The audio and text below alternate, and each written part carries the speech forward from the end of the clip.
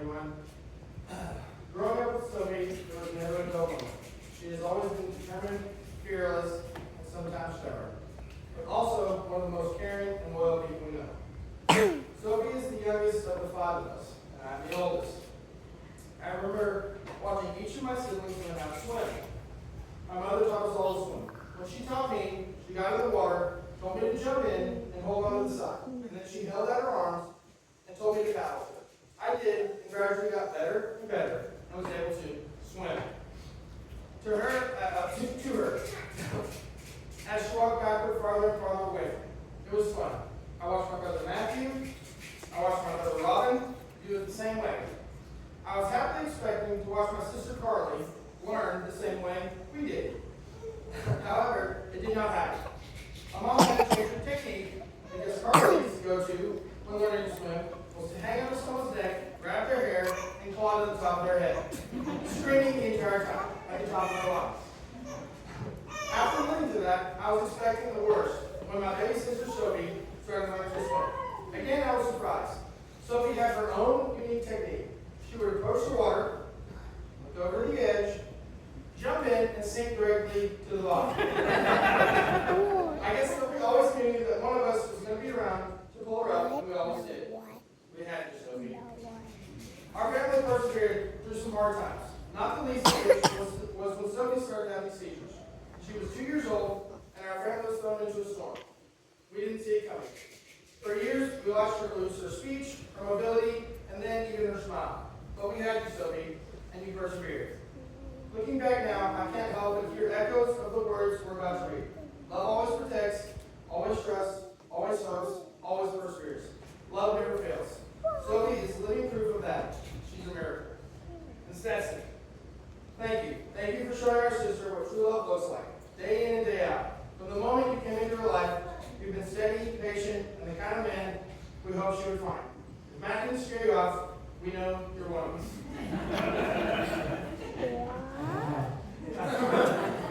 Hey everybody, I'm Matthew. I'm Sophie's second oldest brother and favorite. Throw that out there.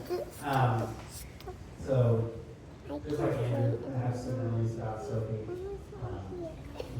Growing up, we would work at my grandparents, and after a long, hard day, me and my brothers would go down to Wendy's, and my grandfather would buy us a bacon and cheese hamburger, and we thought this was the greatest creation God had ever made. It was so good. Naturally, when Sophie was born, we had to give her the nickname of Bacon and Cheese. And the nickname stuck for a while, and she was probably the greatest creation. I love her so much. I always felt just like Andrew that we had Sophie's back and we were going to watch out for her and take care of her.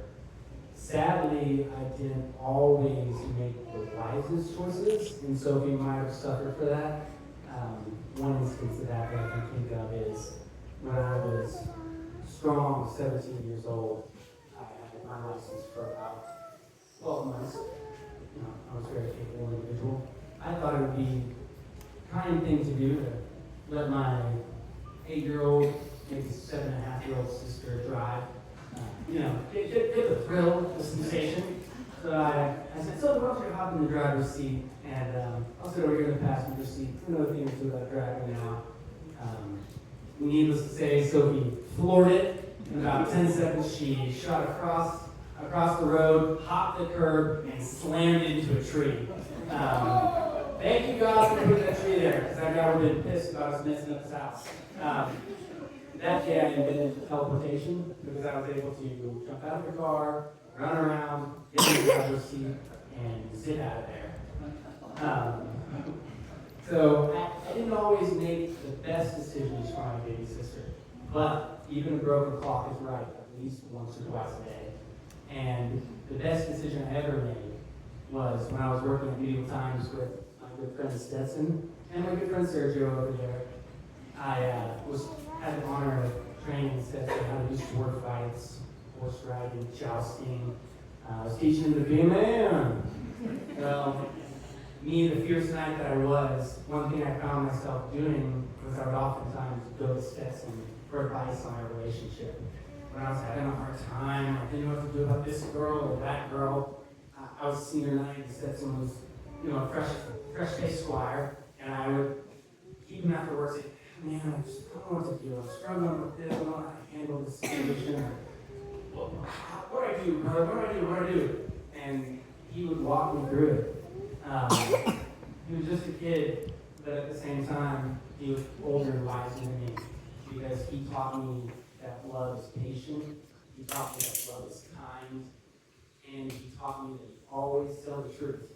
And even in a place of medieval times that's full of hulking scoundrels, says to never waver on his moral code.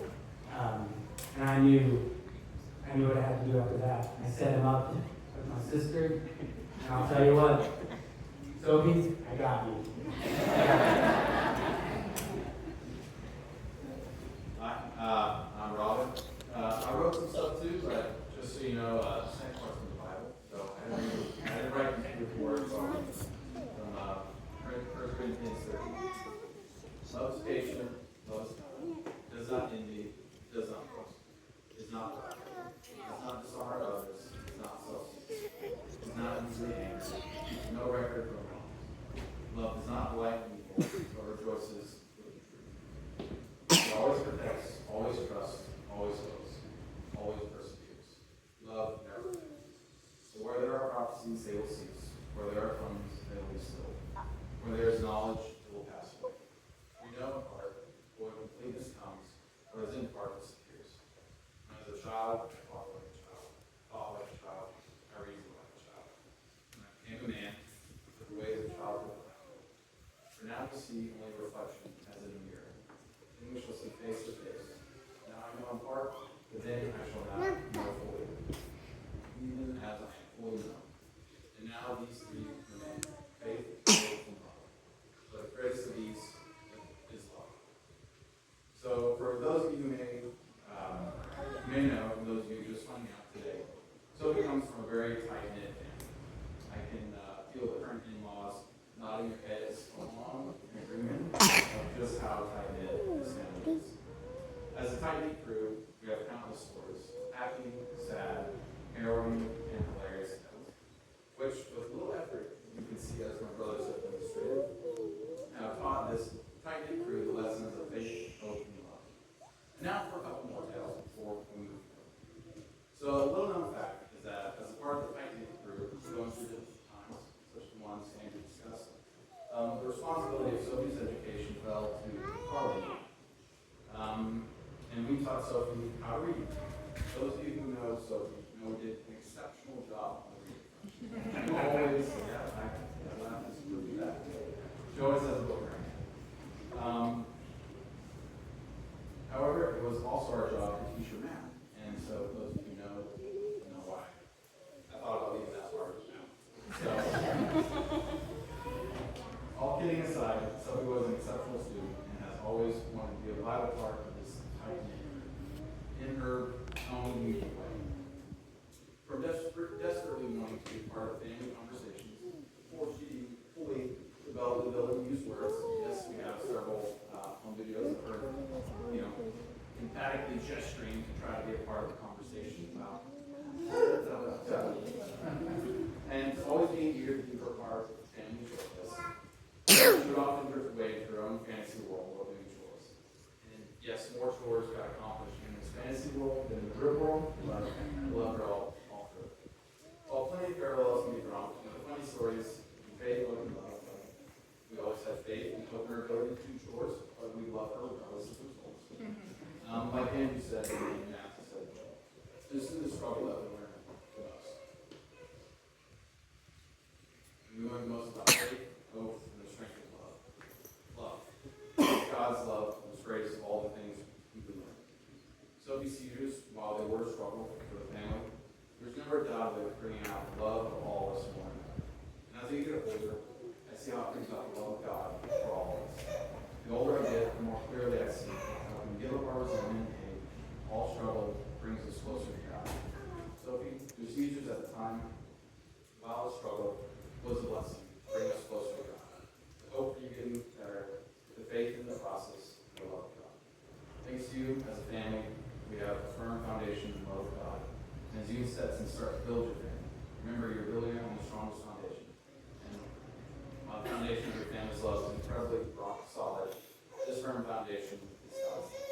No matter the struggles you'll have in your life, remember those two are blessings from God. Bring you closer together, more importantly, closer to God.